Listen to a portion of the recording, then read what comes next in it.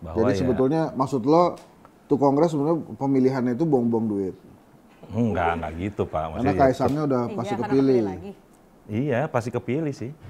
Jangan tergesa-gesa.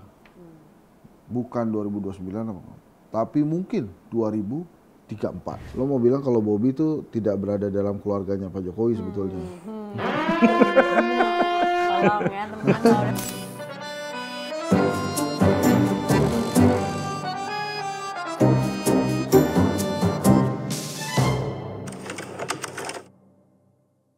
Bismillahirrahmanirrahim. Assalamualaikum warahmatullahi wabarakatuh. Waalaikumsalam warahmatullahi wabarakatuh. Teman-teman semua, kita kembali di Satgas Kritik.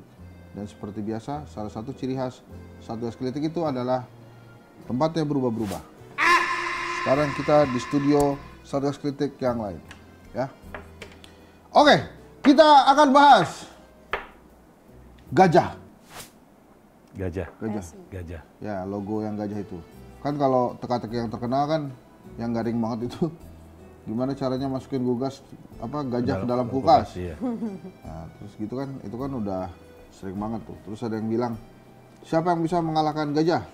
Wah, siapa? semut. Semut. Semut ke kulkas. Semut.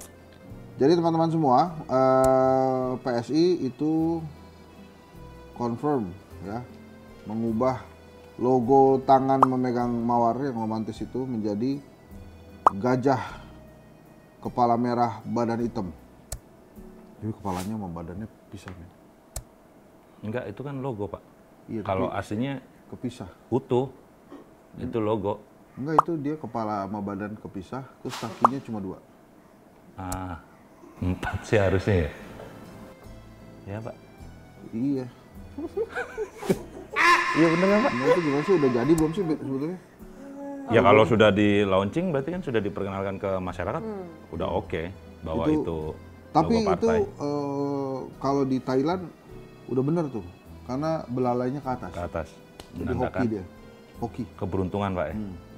Tapi kepalanya pisah dari badan men. Ya itu mungkin bagian dari desain Pak. Oh gitu ya. Iya. Nah, ini kan habis kita.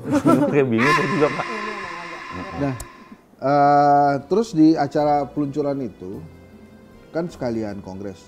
Itu Mas Kaisang, anaknya Pak Jokowi, terpilih sebagai ketua umum. Lo kaget nggak? Enggak sih.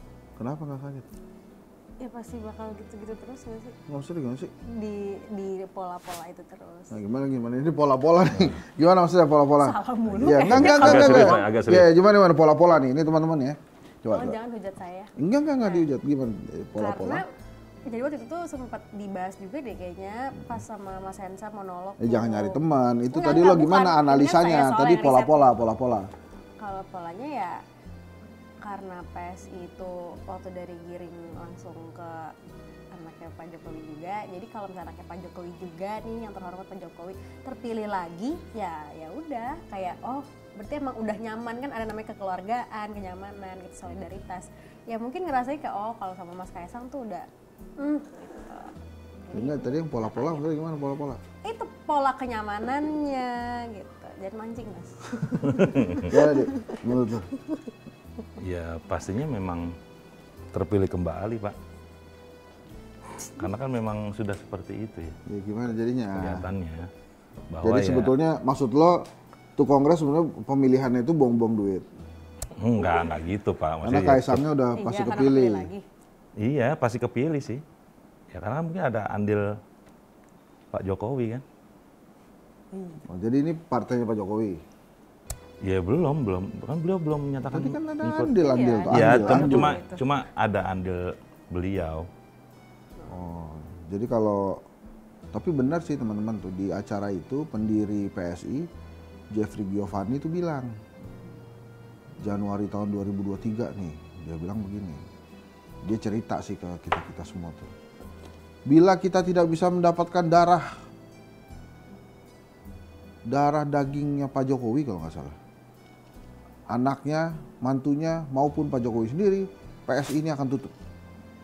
Jadi sebetulnya PSI itu dalam kondisi udah nyerah tuh man. Aduh udah deh gawat deh. Kita tutup aja nih partai Udah nggak works lah gitu. Nggak diterima lah ide-ide kita tuh. Kecuali menerima sosok Jokowi. Jadi sebetulnya tuh waktu itu sudah diakui bahwa PSI itu payah. Sudah payah. Untung ada Pak Jokowi kan sehingga PSI bisa seperti sekarang. Bisa dapat menteri, bisa dapat wamen. Wah, kalau nggak ada Pak Jokowi, apa jadinya tuh? Giring. Tapi Giring tuh tapi tetap nyanyi berarti dia. iya. Biarlah ku rela. Tahu nggak lo lagu itu? Tahu. Apa bandnya Giring? Hah. Niji. Wah, tahu. Tahu. Hebat. Lagunya Giring. Lagunya Giring. Nah, yang waktu nyanyi itu tadi judulnya apa? tuh? Biarlah. Hebat, cocok ya. Udahlah. Tadi Mas, tadi enggak tadi ngomong mau apa? nanya, kenapa dia quote unquote mepet ke Jokowi? Maksudnya kenapa nggak ke Prabowo misalnya atau ke menteri apa ya? Tokoh yang lain. Ya, tokoh yang Tokoh lain. yang lain. Kenapa? Prabowo tuh kan udah punya partai ya. Namanya Gerindra. Iya. Kalau PSI merapat ke Gerindra, artinya PSI itu bubar. Masuk ke partai Gerindra gitu bukan sih? Maksudnya ini mungkin Pak, apa kayak Maksudnya semacam kenapa nggak kayak ya udah PSI stand alone nih, tapi dia mendekatkan dirinya ke Prabowo tuh biar at least dia tuh naik gitu namanya. Nggak harus ada Pak Jokowinya, unsur Pak Jokowinya. Itu kan kemarin dia dapat berapa persen tuh? 2 apa 3% gitu. Itu mungkin kalau nggak ada Pak Jokowi 0, tuh beneran. Kalau bukan Kaisang ketuanya kemarin tuh menurut gua. Karena pendirinya aja udah nyerah tuh. Kalau nggak salah dia bilang Januari 2023 deh. Kalau nggak bisa gaet anak Pak Jokowi, mantunya Pak Jokowi, ataupun Pak Jokowi sendiri, kita tutup aja partai ini. Jadi, ya mau nggak mau dia kasih saham full itu ke Pak Jokowi. Makanya waktu kemarin Pak Jokowi bilang, saya akan full support ke PSI. Oh, iyalah. Kan dia udah kepalang basah ya. Jadi walaupun Pak Jokowi nggak masuk ke PSI, tapi kan ada Mas Kaisang. Tapi menurut gue pernyataan itu agak blunder sih. Waktu Pak Jokowi bilang, saya akan full support.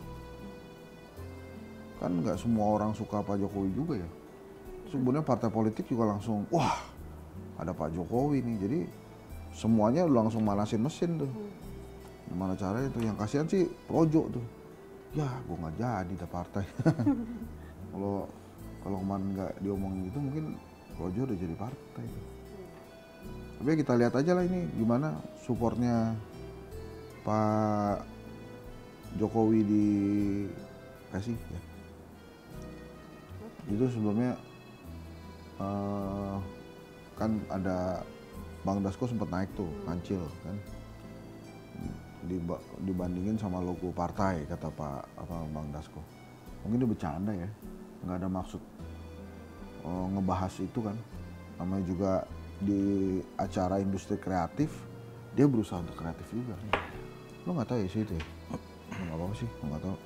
Dah, terus ini kira-kira menurut lo ini tapi ya kalau Pak Jokowi ngomong gitu bisa jadi nanti tahun 2034 tuh Kaisang maju ke Pilpres tuh. Bisa jadi. Bisa itu jadi wapres atau calon presiden gitu. Karena kan Kaisang bilang gini, kita akan jadi partai politik yang besar di 2029. Sama Pak Jokowi langsung diralat. Jangan tergesa-gesa.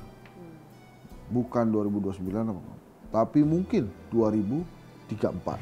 Jadi Pak Jokowi langsung prediksi partai ini akan besar di 2034. Nah kalau sesuai prediksinya Pak Jokowi menurut gua Gibran ini mendampingi Pak Prabowo seperiode atau 2 periode. Setelah itu mungkin masanya Kaisang yang maju. Setuju nggak? apa nanti akan ada kans, asik kans, maksudnya untuk diduetkan gitu Pak?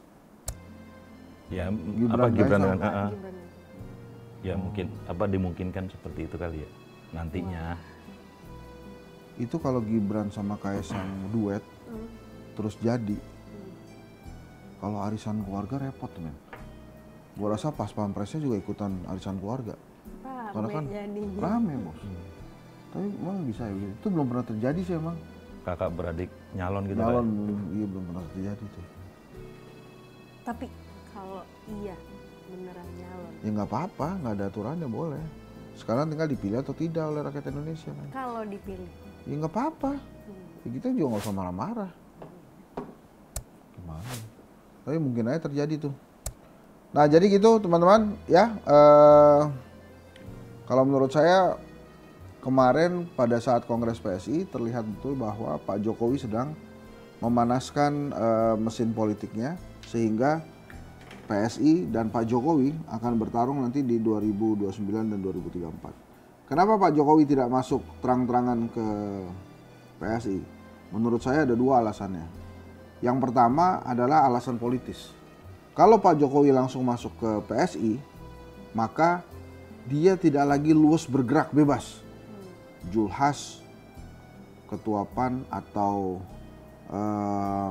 Bahlil, Ketua Golkar misalnya, itu akan sungkan datang ke Pak Jokowi. Loh, ngapain Ketua Umum Golkar datang ke misalnya Ketua Dewan Pembina PSI?